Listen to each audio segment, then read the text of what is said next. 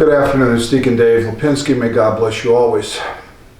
This past week I served as a deacon at a funeral, an honor I've had many times in my career.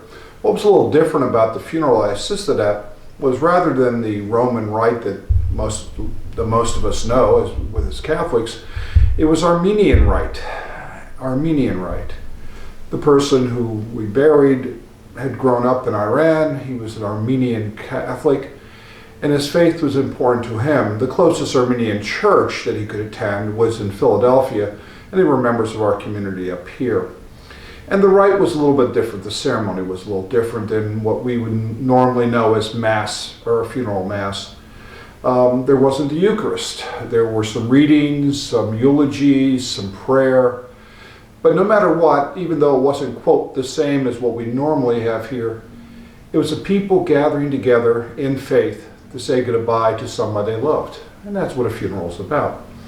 And it reminded me that for most members of our community and for most people in this country, if you talk Christian, it's one of two types of Christian. It's either us Catholics or perhaps a Protestant or somebody from the Reformation, a Lutheran, a Baptist, a Methodist, somewhere there.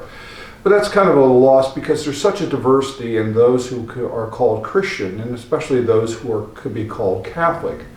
I mentioned he was Armenian Catholic. The country of Armenia was actually the first country to become Christian.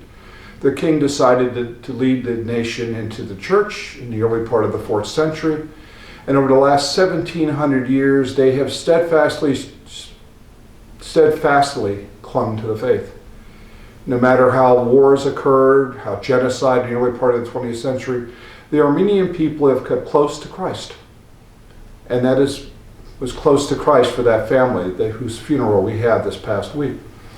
And again, in most of our country, you don't really see any other diversity in the Catholic Church, and that's kind of a bit of a sadness too.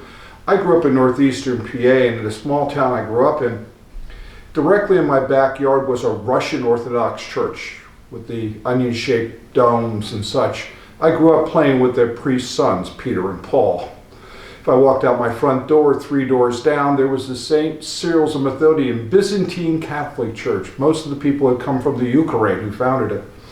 And if you looked in the door during the service, which instead of calling Mass, they called the Divine Liturgy, you would see a service that resembled what we Catholics, quote, we real Catholics, meaning Roman Catholic, did, but more mystical, more intensive in many ways. And once you understood what was going on, deeply spiritual. And then if I walked another block, I got to the Roman Catholic Church, which was an Italian parish called St. Joseph's. Well, my point of telling the story.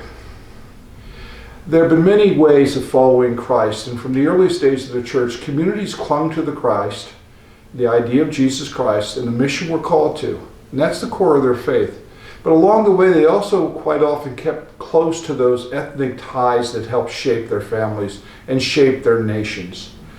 Be it the Greek Catholic or the Byzantine Catholic or the Armenian Catholic, and even the Orthodox Church too, even though they're not in union with Rome and acknowledged the Pope, have kept close to those traditions.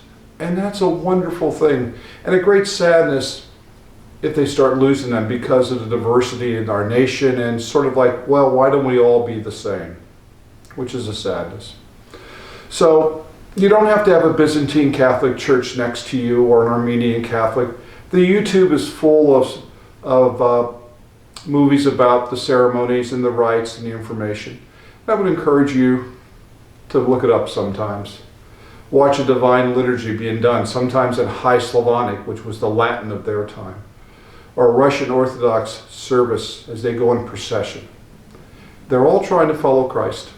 The same mission, the same joy, the same vocation each one of us has. May God bless you and keep you all the days of your life.